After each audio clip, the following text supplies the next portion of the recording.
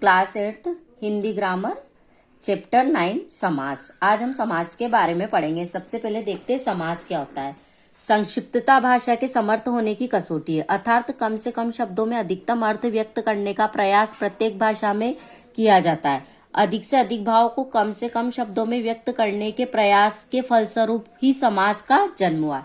अब हम देखते हैं समास का अर्थ है। संक्षिप्त समास, समास का अर्थ होता है सम प्लस आस, अर्थात पास बिठाना, शब्दों को पास पास बिठाना जिससे कम शब्द प्रयोग करके अधिक अर्थ प्राप्त किए जा सके। ऐसा करने के लिए पदों में प्रयुक्त परसर्ग चिन्ह हटा दिए जाते तथा विग्रह करते समय उन्हीं परसर्ग चिन्हों को पुनः लगा दिया जाता है। जैसे रसोई के लिए घर, इस पद से परसर्ग चिन्ह के लिए हटा देने पर रसोई घर हो जाएगा, रसोई घर। तो इसको रसोई घर है तो इसका होगा समास विग्रह रसोई के लिए घर। इस पद से परसर्ग चिन्ह के लिए हटा देने पर रसोई घर शेष बचता है, इसे समस्त पद कहते हैं। विग्रह करते समय इस समस्त पद में पुनः परसर्ग चिन्ह लगा देते हैं। संक्षिप्तता की दृष्टि से समास अत्यंत उपयोगी है। विभक्तिविहीन दो या दो से अधिक शब्दों के सार्थक योग को समास कहते हैं। समास किसे कहते हैं? विभक्तिविहीन दो या दो से अधिक शब्दों के सार्थक योग को समास कहते हैं। समास युक्त पद को समस्त पद कहते हैं। विग्रह करने पर समस्त पद के दो पद बन जाते हैं। इनमें विभक्ति चिन्ह लगाकर अर्थ ग्रहण किया जाता है। जैसे समस्त पद है रसोई घर, तो इसमें पूर्व पद क्या है? रसोई। उत्तर पद क्या है? घर। और हम इसका विग्रह करने पर क्या होगा? रसोई के लिए घर। इसी प्रकार पीताम्बर है तो इसका पूर्व पद है पीत, उत्तर पद है अंबर, तो इसका विग्रह करेंगे हम, पीताम्बर का समास विग्रह करेंगे तो क्या होगा? पीत है अंबर जिसका।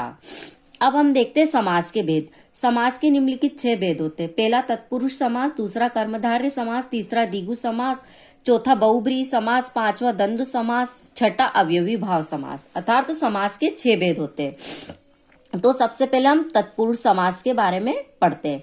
तत्पुरुष समास में द्वितीय पद प्रधान होता है, प्रथम पद विशेष होता है। कारक चिन्हों के आधार पर इसके 6 उपभेद होते हैं। जैसे कर्म तत्पुरुष, जैसे हम पढ़ते कारक के कितने 7 भेद होते हैं। तो कर्ता ने कर्म को का लोप, तो जैसे स्वर्ग प्राप्त, तो इसका होगा स्वर्ग को प्राप्त। इसी प्रकार ग्रहागत, तो ग्रह को आगत। करण तत्पुरुष में से या द्वारा का लोप होता है। वाक युद्ध, तो वाक से युद्ध। नीति युक्त, तो नीति से युक्त। अब हम देखते हैं संप्रदान तत्पुरुष। संप्रदान यानी के लिए, संप्रदान का क्या चिन्ह होता है? के लिए का लोप। विद्यालय, तो इसका होगा विद्या के लिए आग्रह। देशभक्ति, तो देश के लिए भक्ति। अब हम देखते हैं अपादान तत्पुरुष। अपादान तत्पुरुष अलग होने के अर्थ में से का लोप होता है। जैसे जन्मांध, तो जन्म से अंधा। पदच्युत, तो पद से च्युत। अब हम देखते हैं संबंध तत्पुरुष। इसका चिन्ह क्या है? का की के का लोप होता है। तो सेनापति, सेना का पति। पराधीन, पर के अधीन। अब हम देखते हैं अधिकरण तत्पुरुष में या पर का लोप। जैसे स्नेह मग्न, तो स्नेह में मग्न। गृह प्रवेश, गृह में प्रवेश। अब हम दूसरा देखते हैं कर्मधारय समास। जिस समास में एक पद विशेषण और दूसरा पद विशेष होता है उसे कर्मधारय समास कहते हैं। इसके 3 उपभेद होते हैं।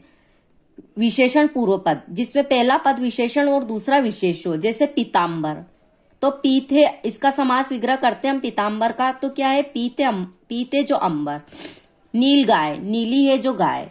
पूर्व पद कुत्सित हो तो कु का या कद हो जाता है। जैसे कुपुत्र, कुत्सित यानी बुरा है जो पुत्र।